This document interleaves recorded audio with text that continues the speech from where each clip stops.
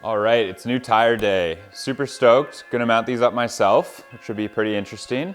But let's get into it and see how it goes. These are the tools we'll be using to install the tires. Baby powder for less friction, a couple tire irons, soapy water just for lubricant, and a bead buddy to hold the bead.